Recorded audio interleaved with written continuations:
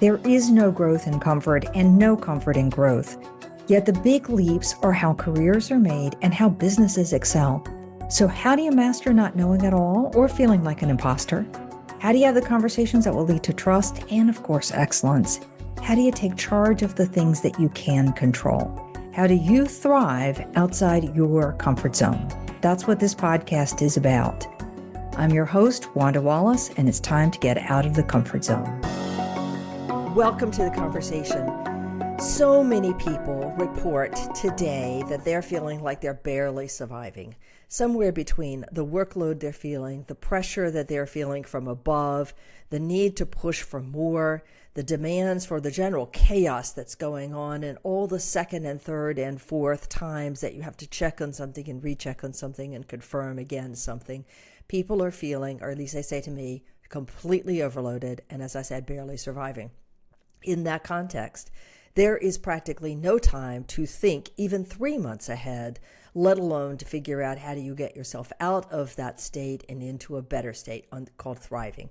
So that may seem to you like a pipe dream, but I'm going to tell you it's actually manageable, and that's what we're going to talk about. So by thriving, we mean feeling connected, being creative, being calm, being able to think, be able to develop clever solutions, just to name a few.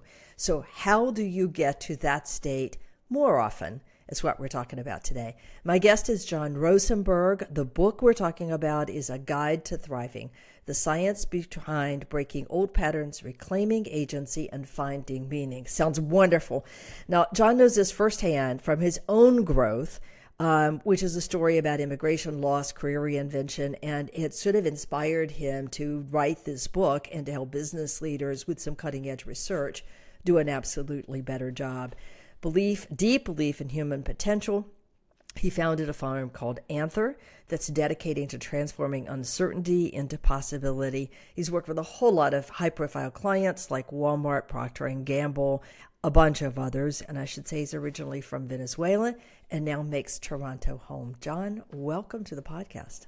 Wanda, what a beautiful introduction. Thank you so much. It's such a joy to be here. It's a pleasure to be talking to you about this one, and I am super excited because one particular aspect of your work, I think, sets it apart from all the other work that I have seen and talked to people on this podcast about thriving, but I'm getting ahead of myself. Let's talk, what got you started on this journey to do the research and to write the book? So, Wanda, I spent 2.5 decades in the corporate world trying to climb the corporate ladder. And I was, always kind of focusing on what was my next promotion, the next raise, how would I grow my team, how would I get more responsibility.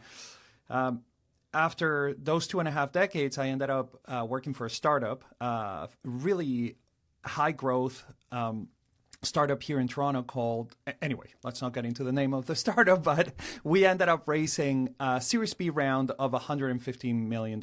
So we were doing great. And by all of my measures, I had accomplished everything I wanted. I had a great title. We were fully funded. We were ready to go. And I ended up flying this was in December of 2020. I ended up flying to Los Angeles to buy some facilities to expand our business. And when I got back to Toronto, I found myself, number one, with COVID, and number two, completely burnt out. I was on a technical call with the team, and the call escalated quickly. I was deeply in survival mode in that moment. And I ended up just shutting off my laptop, just closing the lid, turning off my phone. And I heard my 2 kids, who at the time were 9 and 6, playing in the basement. So I went downstairs to the basement to play with my kids. And I saw them on the floor, building stuff with Legos. So I just sat on the floor with them, and I spent about an hour just sitting there with them. And the realization that came for me in that moment was that I was really missing a lot of their lives. And although I was physically present, they would see me at breakfast or at lunch, I wasn't actually present with them. So for the rest of the day, I kind of meditated on the moment that I was at. And that evening, I was sitting in my favorite chair, and Adriana, my partner, she walks into the room and she says, "John, are you okay?" She noticed something was going on. And I said to her, "I think I'm done." And over the next 2 weeks, I untangled myself from the company, started my own consulting firm, ended up going back to school and getting a master's in applied positive psychology that eventually led me to write this book. So that was kind of like a very specific moment in my story that I remember very vividly. And I must say, it wasn't just that moment. It wasn't just an epiphany, right? There were a lot of small signals building up to it and after it as well. Go back. I want to know something about those signals, because I hear an awful lot of people say, I'm worried that I'm going to burn out, or I think I'm burning out. It's very common to use that language, burning out. But I often don't know that people understand what truly burnt out looks like. So what were your symptoms, your feelings at that moment when you say, I think I'm done? Yeah, so let's maybe quickly define what survival mode is, because we've talked about it, and you talked about it in your introduction, Wanda. And I think survival mode can be really helpful for many of us. I grew up in Venezuela, and Venezuela at the time was a country in crisis. We had a lot of violence. The year I emigrated to Canada, by some estimates, there were 52,000 violent murders in the country, which, as you can imagine, it's like a civil war, right? So while I was living in Caracas, it was really useful to be in survival mode because it protected me from going into certain places or, engaging with certain people. It allowed me to protect myself. Once I moved to North America, I realized that survival mode is not as useful most of the times, because most of the threats that we face are psychological, not physical. Our physical health, for some people, it is, so let's not use it as a blanket statement. But for most of us, for many of us, especially those of us who are knowledge workers, who are in the corporate world, right? Survival mode is not really a state that we want to be living in all the time. Okay, so keep going. Yeah. Yeah. So with this in mind, I think some of the signs that we are in survival mode, the first thing that we need to do is create some awareness around it. So for some of us, that could come in the form of physical sensations. So it could be a tight jaw, or our shoulders get really tense, or our chest, or we feel pressure in our chest, or our breath gets shallow. But it could also show up in the form of overthinking and just having a lot of thoughts racing through our minds. Some people, pathologize it and call it anxiety when it gets to a certain extent. It could also be in terms of how we handle our emotions and how we engage emotionally with people around us. These are all little signs of us being in that state of survival mode. Okay, so then for definition purposes, contrast that with thriving. What does thriving really look like on a day-to-day basis? I love that question. And I like to start by saying what thriving is not. Because I think we often try and use thriving as a synonym for success. And I think success is very well defined in our society. Success is money, power, status. Those three things, if you have them, you are successful. And that's how most of us define it. Thriving, on the other hand, well, number one, it's a practice. It's not like a state that we achieve. It's not like once I got the title or once I got enough money in the bank, then I'm thriving. It's more of a practice. So that's number one. Number two, I think thriving is composed by three very different elements, more intrinsically motivated elements. And I would say those are agency, meaning, and connection, human connection, social connection, our ability to be around our community. So that would be the difference between survival mode and thriving. All right. So let me ask a question. I think that there's a mythology that we should be in thriving mode 100% of the time and barely ever in survival mode. Is that realistic, achievable, even a good goal? I'm not sure it's realistic, especially in the world that we live in. Is it achievable? I don't know. Maybe there's somebody out there who's thriving all the time.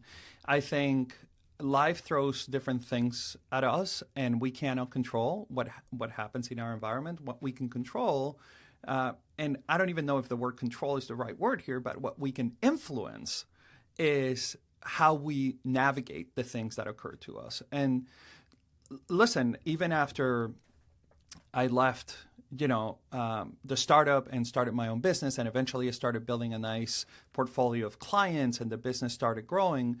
And that same year, my best friend was diagnosed with cancer, and 4 months later, he passed away. And a couple of months later, my wife was diagnosed with MS. So there's pain, and a lot of us go through these pain in life. This is just being alive, right? Like, we all go through it. And I think because we see all these filtered realities through social media or television or wherever it is that you consume information, we get to think that people's lives actually look like that. But the reality is that we all go through hardship. I think thriving is figuring out a way to build resilience and to grow from that hardship. And if you think about it, that's a pretty good choice, because what's the alternative, right? Yeah. Well, I can be defeated by it, or I can decide to do something else by it.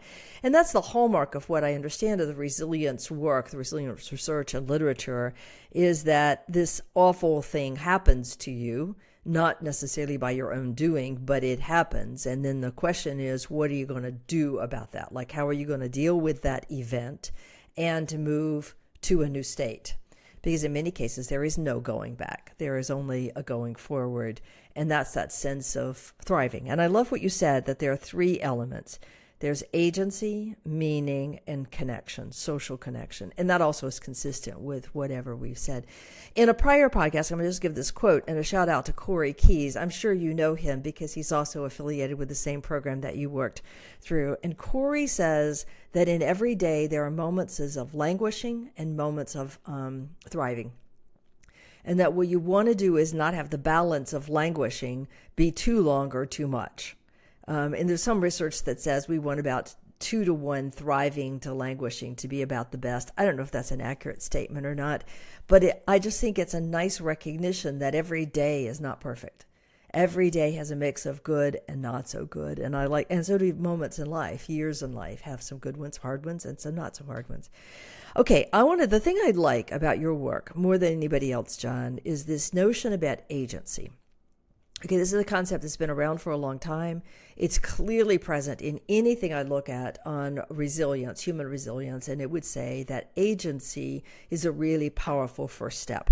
But very few people really go into depth and explain it. It's an old psychological term with a whole bunch of, mess behind it as well.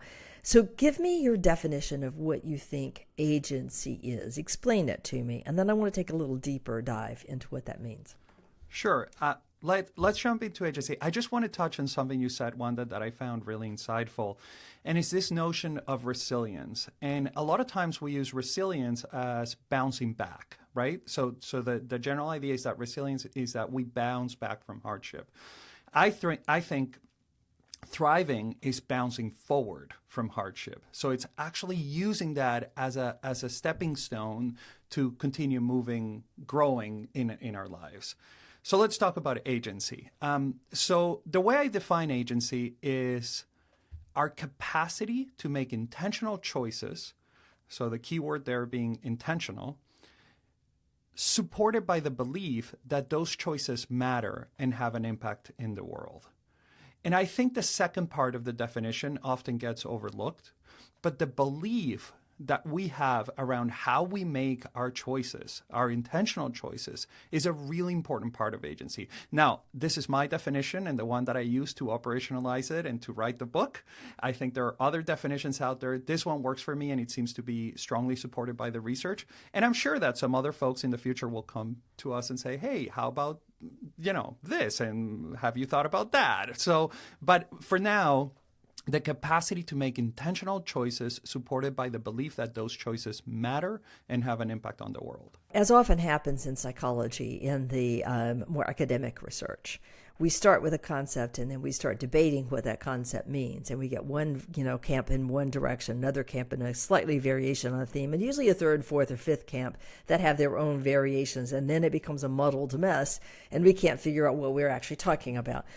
In my read of the literature, agency has done that in the historical psychological past. It's still a really useful concept, and I like your simplicity because it's actionable. It's understandable for an average person. So the capacity to make a choice with the belief that our choices will make a difference. Now, I think one of the things that we think is that I need to make a choice that's going to put me dramatically in a new place. Instead of bouncing forward a little step, I'm thinking that I'm going to bounce forward and end the drama and everything will be great. And that just isn't realistic. Often it is a tiny step forward. Is that true in your experience? Yes, absolutely. It's usually, I mean, epiphanies and great breakthroughs come once in a blue moon, but for most of us, the experience is just small changes that accumulate over time. Now, I want to look at agency as a spectrum. So as opposed to saying I have agency or I don't have agency, the first thing I think it's important to know that we can develop agency. It's a skill set. It's something that we can, like going to the gym, we can exercise the muscle of agency. That's number one. Number two is that we can see agency, if we see it on a spectrum, there's very low agency, which is when we say I don't have a choice. And there are times in life where we actually don't have a choice, especially when our physical well-being is at risk or our physical health is at risk, where we may not have a choice. But in general, in most cases, we often have some sort of choice. So low agencies, I don't have a choice. If we move a little bit higher in the spectrum, then we can say, an agency where I have kind of like a black and white choice. And that was the case for me when I decided to leave the startup. I said, I either stay or I go. So I would call that still, higher agency, but still, not the highest level of agency. And then really high agency is when instead of seeing the world in black and white, we see a rainbow of colors. So I could have said, in my case, I could have said, maybe I can stay here and redesign my job or, hire more people or change the way in which I interact with my work, set better boundaries, whatever that is. And if I left, I could have said, instead of starting a consulting company, which felt to me like the only choice I had at the time, I could have said maybe I can rest, or maybe I ended up going back to school later as my agency increased. So I think it's important to look at it in that way. I think among the most powerful things that I do with my coaching clients is to take them from that belief that they have no choice, which is often what they'll say to me, I have no choice about this, to recognize that they do have a choice. They just don't like the choice that's available. So it's a very black and white. And then to finally move them to the place that there are 5 or 6 choices they hadn't even looked at, some of which they may like, some of which they don't like. But the opening out of that possibility makes people feel better. It makes them feel like they're not a victim. It makes them feel like, again, they have some agency, to use your language for that. It's a very powerful move to recognize that, no, wait, there's several things here that could work. Yeah, and it allows you to feel that sense of agency about how you navigate the world. And I think that's a really powerful, and as far as we know, uniquely human capacity, which makes us very, very special, right? This ability to take a problem, break it down, and see all the different angles, using our prefrontal cortex and engaging all of that intellectual power. That's a really unique and a gift that we have as a species. And sometimes we forget that we have access to it because we are in this survival mode state where we're just looking to put out the fires that are around us. I get that. Let's go back. I guess can you give me an example of about having agency and what that actually feels like? Sure. And I want to share the story of Adriana, my partner, because she's been a tremendous inspiration when it comes to agency for me. So in the summer of 2023, we were at a conference in Denver. We flew back to Toronto, and she said, I have double vision. We ended up at the emergency room, and a few days later, we found out she had MS. And MS is a progressive disease. It's a very challenging one. As a matter of fact, I'm donating royalties from the book to MS Research as a result of this whole experience. So in that moment of course, it was heartbreaking, not only for Adriana, but for me and for the entire family. It was a major life change for us, having a progressive disease. And what Adriana decided to do, at the time she was studying social work, and she decided to focus her placements, her internship placements, working with families with critical illnesses. She made an agentic choice to use her very difficult experience to try and connect with people who were going through something similar to what she was going through. And not only did that give her an opportunity to gain some perspective around, how difficult what she was facing was in comparison to other people. We are animals of comparisons a lot of times, but it allowed her to use this, all the difficult emotions and all of the processing that she had to do in a community of people who were enduring something similar to what she was enduring. And her experience taught her and us as a family the importance of connection, which is why connection is one of those really, really powerful elements of thriving. And as she did that, now she's finishing her studies and she's going back to do that. But I was so inspired by it that I ended up joining a crisis intervention team and started working with families that are going through difficult challenges as well as a volunteer. So what I have found is that sometimes when we transcend ourselves, and there's a chapter in the book that talks about what transcendence is, how it is defined in the research and what it means and how it can impact us. When we think beyond ourselves, when we think about how we can connect to others in a way that's kind of selfless. I say kind of because it's not absolutely selfless, but it's more selfless than we usually navigate our days, And when we do that, the ripples of that are so tremendous, and they can have such a significant impact on the world that I think sometimes we underestimate how powerful we can be as agents of change. I know from my own work, not in crisis, but working with people in corporations who feel like the system is unfair, they've not been treated fairly, there aren't opportunities for them, etc. And getting them together with a group of people having the same experience and getting that community built, so the trust built, the stories shared, the kind of challenges shared, and they suddenly realize they're not alone. That moment when you realize it's not about me, it's a generic issue everybody's facing. It may be unique to our group, it may not be unique to a group, but I've got other people who see what I see and are experiencing what I see. The lift in confidence, the lift in agency, I can do something about this, and that's tied directly to confidence, is powerful. It's one of the main reasons I love bringing groups together for a training session, because you can build that sense of community if you design it right. And it's important, really, really important. I get that one. So back to the definition of agency. It means that I make intentional choices coupled with the belief that those choices will move me forward to a better state of affairs, even if it's just a tiny state of affairs. Sometimes it's a different state of affairs that allow me to have more choices too, I would just say, by the way. It's not always clear that it's better immediately. And the power of the community with that, the power of meaning behind that, and the power of agency. So let's take agency, and you talk about their 9 elements. I want to understand what these are. Yeah, so one of the things that I understood, so Wanda, my mom is a behaviorist, staunch behaviorist psychologist. She studied with Joseph Wolpe, which is one of the pioneers of behaviorism. So when I grew up thinking, change your behavior, everything else follows. That was my belief. That's how I saw the world. That's how I interpreted what I learned.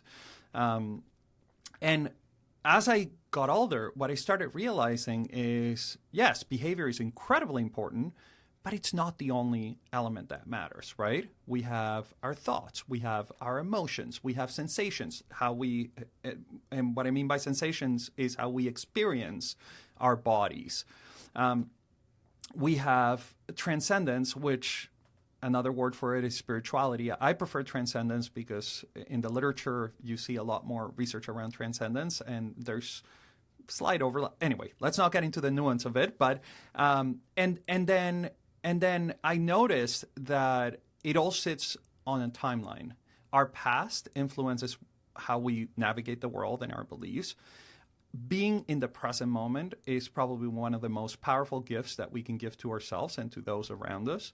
And the future, prospection, this is one of my teachers, Marty Seligman. He wrote a whole book about prospection and how important prospection, hope, and optimism are.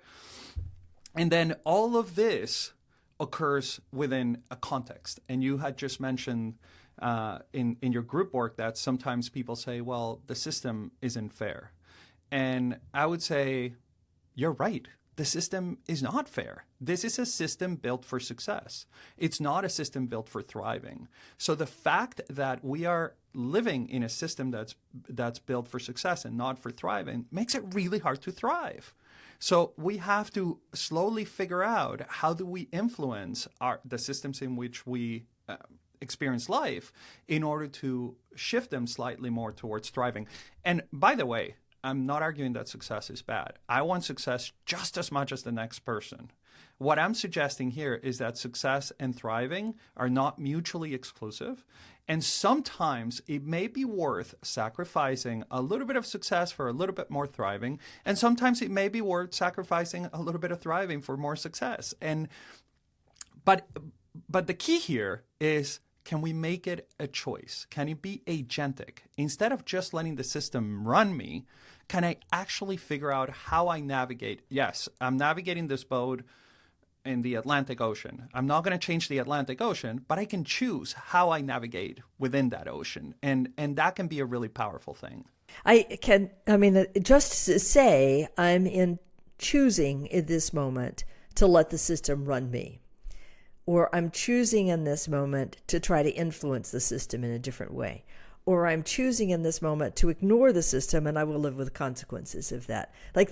Just to recognize that I have a choice in how I approach the system is also a pretty powerful thing. And that if I want to pick it up another day, I can pick it up another day. However, I work with it, I don't work with it. It's like that's a choice. All choices have consequences, but it's a choice, and sometimes a viable one.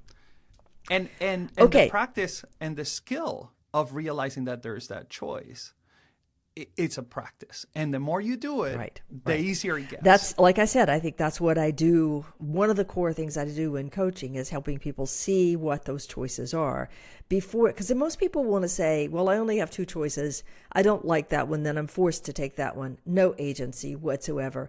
And they don't stop to think, to really process, to ask other people around them, to generate 10, 15 different choices that they could deploy. And when you do, suddenly you wait, I have more agency because I have more choices in front of me. It's an incredibly powerful thing. Okay, you said this a couple times. Agency exists on a spectrum. It can be low, it can be high. The more choices I see, the higher I'm going to feel my sense of agency. You said that it's a practice, that I can develop a better practice. Okay, how? Explain to me how. Yeah, so as I dug deep into the research and started reading a lot about how do we become more agentic in the world, there were three things that kept coming up over and over again. And I synthesized them in an acronym, AIR, which stands for awareness, inquiry, and reframing. And the practice of AIR is a way to develop agency. I'm not going to say it's the only one, but it certainly worked for me. And there's research and evidence that suggests that these are ways in which we can engage our most agentic selves. So let's walk through AIR with a little bit of an example. So earlier this summer, my youngest son, broke his arm 3 days before going to summer camp. So while all his friends were jumping in the lake, Jacques was sitting on the sidelines. So one of the things that we did is we gave him a Rubik's Cube. And so he could play with it because he had a cast all the way up to his shoulder. So it was a nice way for him to exercise his hand. So I'm going to use this Rubik's Cube to try and explain what he feels like to gain some agency.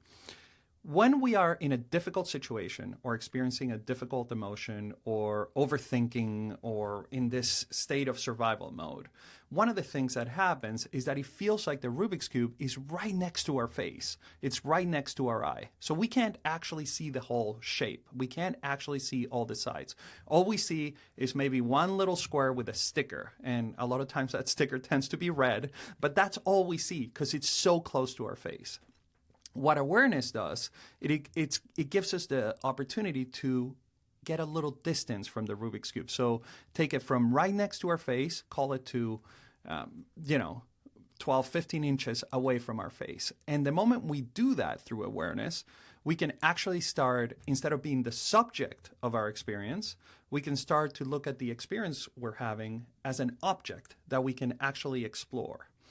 So we start noticing and we say, interesting. So it's not just a sticker with the color red. It's actually a cube that has 6 sides, and each side has 9 different squares with different colors. So now we're learning a lot about the situation just thanks to awareness. Once we've achieved that awareness, we can move into inquiry, and we can start asking lots of questions. We can start asking lots of questions about the Rubik's Cube. So we can start playing with it and moving it in different shapes and trying to figure out what are the different combinations that you can make with a Rubik's Cube. Eventually, we find a combination that works for us. And that may be solving the Rubik's Cube, or it may be something completely different, but that's what reframing is. So in my personal life, I had a lot of while I was writing the book, it was challenging, but I was very engaged, and I found a lot of flow states, and it was a way to test my ideas and work with editors and work with a team to try and bring it to life. Once I shifted into promotion, it was difficult. It's a different skill set, right? Like sitting here, Wanda, having this conversation with you, trying to promote a book. And the first few conversations I recorded were really, really difficult. And my first thought was, I can't do this. I'm not going to be able to promote the book. That was my non-agentic initial reaction. Eventually, as I became aware of my reaction and started inquiring to them, I said, whose voice is this really in my head? What's making me be so pessimistic about engaging in these conversations? What's so hard about it for me? Eventually, the reframe was, for me, I'm going to take every single one of these conversations, number one, with a whole ton of gratitude. It's a gift, Wanda, that you're opening this space for me to talk to your listeners. So gratitude helped. Number two, I'm going to use it as practice. I may get it right. I may not get it. Some things I may miss. I may not, English is my second language. There are, sometimes I have to translate in my head. So it's a whole process. And I said, okay, so take it as practice. And the third reframe that was really important for me is this is just two humans having a conversation. This is just two people trying to communicate and learn from each other. And that helped me get through that initial really difficult time and getting to a place where I'm actually really enjoying having these conversations with people like you, Wanda, and sharing these ideas out into the world. I think there's so much written today in the business literature about reframing. And I think we turn that into a bigger thing in our mind. It's an important thing. I don't mean to undermine it. But I think we lose sight of the simple reframing. Like, this is not going to be this conversation is not going to make or break your book sales. I'd love to say it's going to make them, but I'm not sure it's going to have that kind of impact. But if you take any one podcast away from saying, this is the one that will make me successful or make me a failure, and say each one of these podcasts is a practice for me to get better at giving the talk, better at being on stage, better at whatever, then that is a simple reframing that focuses on the goal that I'm trying to achieve at the end. And what I love about what you just said in that example is it's a very doable reframing. It's a different focus in the goal. Yeah, and it requires a large degree of self-compassion, which is what a lot of us often struggle with. So at the center of the map in the book is beliefs. And the reason why they're at the center of the map is because they're often, the glasses with which we look at the world, right? So whatever the tint our beliefs have is how we're going to look at the world. And if my belief, well, first of all, in my coaching work, one of the beliefs that most often comes up is I'm not good enough. And that belief is usually, it has two sides. One side is I'm not good enough, and the other side is I need to prove myself in order to be good enough. And I realized as I was, doing this podcast interviews, I was like, oh my God, that belief is really active for me right now. So I had to offer myself compassion and say, hey, John, you're trying, you're doing your best, you're engaging in these conversations, you're learning, you're getting better every time. And some people might like it and some people may not. And that's okay. So one of my strong beliefs is that the ideas in this book are really important for people to learn, because there's 25 years of research that has kind of trickled into the mainstream media, but it hasn't actually made it into, it's in the zeitgeist, but it still hasn't actually landed for a lot of people. Like this idea of you're not your thoughts. For the longest time in my life, I identify with my thoughts as if they were truths, as if they were the reality, facts. And the moment I started slowly detaching myself from my thoughts, my goodness, did I find a tremendous amount of agency and thriving. So these are ideas, they're not new. Philosophers have been talking about it for thousands of years. And over the past 25 years, we've many really brilliant researchers have come up with research to actually show us that there's evidence to support these ideas. So if we can actually shift our beliefs just a little bit and saying, oh, wait, I'm not actually my thoughts. My thoughts are mental events. They're just a bunch of neurochemicals and signals happening in my brain. And I don't have to believe every thought. I don't have to attach myself to every thought. That is a powerful reframe. It's a powerful reframe. I see breakthroughs. You can give me the most difficult coaching challenge with somebody whose behavior is causing the biggest problem whatsoever. If I can get them to be A, aware of their beliefs, B, to understand how those beliefs might be impacting their results or their world or the consequences, and then can get them to consider an alternative set of beliefs that might serve them well, man, we're home. Like the rest will fall out. If I can never get that, I can make a short-term change, not going to stick. And I'm totally with you. Yes, and the interesting thing is that just naming it a belief, it means that we can change it. Because a lot of times people won't know that they're beliefs. No, this is a fact. If I leave my job in 2 weeks, I'm going to be living under a bridge. And listen, for a very long time, I experienced that. And to me, it was very real. I stayed up at night. I woke up in the middle of the night sweating and saying, oh my God, I'm going to get fired tomorrow. How am I going to pay my mortgage? How am I going to take care of my family? And this was a very real belief for me. The moment I walked away from that job, I realized, maybe that's not the case. Maybe there's about 100 steps between the moment I leave and the moment I'm living under a bridge, right? So I can find another job. I can, my wife can work too, we can do different things. We have friends. We have people that will support us. We can move to a different city, to a different house. So the moment I started seeing that survival mode reaction of not actually having a sense of agency was fooling me, it was lying to me. And the moment I started challenging that, a whole world opened up. World. Yeah. Yes. I think that's the heart and soul. I think you're right, John. These words, agency, resilience, reframing, are in the zeitgeist, without any doubt. Completely. And you find CEOs will say, well, we just need better resilience. Or we need to run a training course on resilience, as if naming it would solve the problem. So once I've identified it, that does it. What we're missing is some practical, what does it look like and what can I do as a normal, ordinary human being that moves us forward? And it's part of what I like, what you've done so much with agency, because I think it's hugely powerful. We've talked a lot about meaning and purpose. I think agency is the secret sauce that gets us moving in the right direction. Okay, John, let me do one last question with you. So let me just kind of recap here for a minute. There's this notion that in survival mode, we often feel like we have no choice. The move to thriving is a sense of recognizing that there are many things we can do, that we have many options, and that there are multiple paths we could pursue. That shift is partly understanding our agency.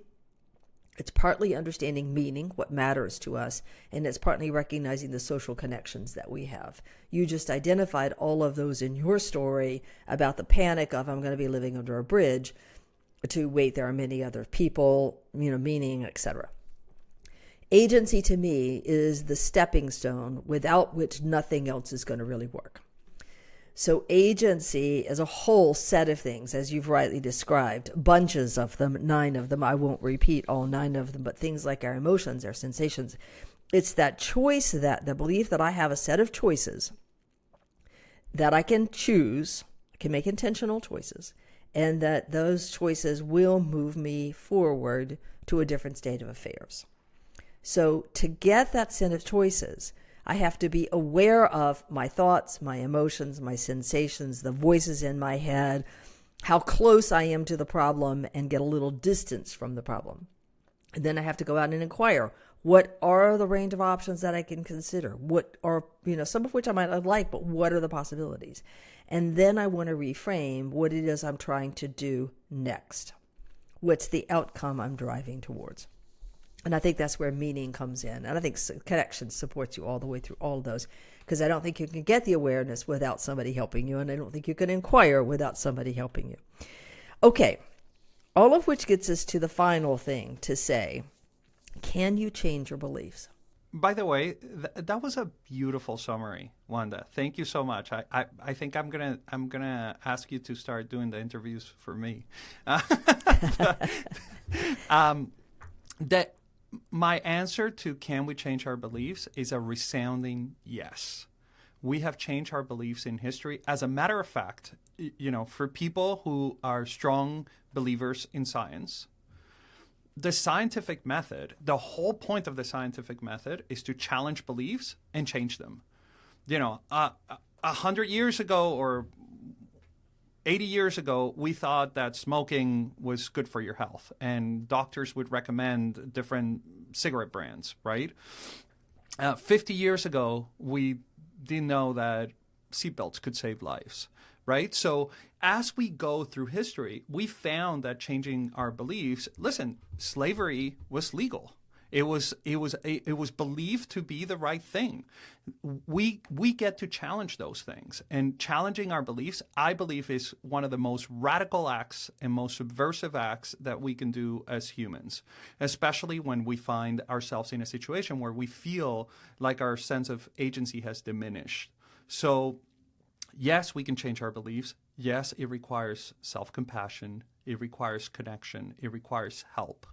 I think you made a really good point, Wanda, that usually these changes happen in connection to others, whether that's a friend, a coach, a parent, a cousin, whoever it is in your life that can help you work through the AIR steps, through the awareness, inquiry, and reframing. It's usually much more enjoyable and much more effective when we do it in connection. I know some folks like to journal a lot, and maybe that works for you. So one of the things about this book is that it's not really a book. It's a guide. And what I mean by it's a guide is that it was written in a way for people to actually pick and choose whatever it is that resonates with them. So I wanted people to have agency in reading the book. I didn't want you to buy it and say, I have to read it from cover to cover in order to understand what Johnny's talking about. So the book presents a lot of questions that you can maybe journal on or that you can reflect on as you go for a walk. And the whole point is to start challenging those beliefs gently, because beliefs are the ones that got us here, right? One of the things that I think it's really important when I'm talking to my coaching clients is it's not just saying, oh my God, that belief is horrible. I can't believe I believed that for my entire life. It's more saying, hey, that belief got me here. If it wasn't for that belief, I wouldn't be where I am today. I wouldn't have the family and the friends and the people around me that I do today, or the success that I have, or the thriving that I have. And that belief at some point may not be serving me as much as it used to. So am I willing to lean into my agency and let go of that belief ever so gently and let another belief take its place? It's a difficult, challenging process that requires a lot of grit and a lot of resilience. Right. And is the secret place for getting to a stronger sense of agency. I'm going to do one last story from me. I was with a group yesterday and I was going through some things that I think are major barriers in career progression. And most of those turned out to be beliefs. This was, for the record, Muriel Wilkins' research that I was reviewing. I love that book, Leadership Unblocked. Like one of them is one of the beliefs is I have to be involved. If I'm not involved, it's going to go awry. That belief serves people incredibly well in the first half of career. It will get you promoted, success, minimal errors, recognition for execution capability. I mean, it will serve you very, very well. There's a moment at which you can't do any more if you continue to believe that you have to be involved. And hitting that moment and then recognizing I have this belief. It is a belief. It has made me successful, but it isn't going to keep me making successful or keep me thriving, either way you want to choose. And then intentionally shifting that. But geez, because it's been so helpful. And now it's not. Another one is I can't make a mistake. Yeah, it's great. It's fabulous. All right, John, I love this. A sense of agency. Agency is a practice. It's something that will move us from being a sense of surviving to a sense of thriving. It takes other things, not just agency. It takes meaning and connection. All of those, I think, help you find greater agency. I love your acronym about awareness, inquiry, and reframing. So, John, if somebody wanted to reach you, where could they find you? Yeah, so my website is johnrosenberg.com, and I'm with an M, Rosenberg with an M. And I'm often on LinkedIn. I'm very active there. You can find me in either of those or Instagram, and please reach out if you have any questions, if anything that we talked about resonated with you. I'm always happy to hear people's opinions and ideas and hopefully ways to change my beliefs. I love that one. Okay, John Rosenberg, Jon, by the way, Rosemberg, just to make sure everybody can find you easily. The book is A Guide to Thriving, the science behind breaking old patterns, reclaiming your agency, and finding meaning. John, love it. Great conversation. I wish you fabulous success. And I would say to all of our listeners, please reach out. We'd love to hear from you. Outofthecomfortzone.com. Or check out our new YouTube channel where you can watch this conversation, or you can watch a couple of short clips if you want the Reader's Digest version. And that's Out of the Comfort Pod. And then join us next week for another episode in Getting Out of Your Comfort Zone. Thank you for joining us today. Tune in for another edition next week with Dr. Wanda Wallace on the Voice America Business Channel. Reach outside your comfort zone this week.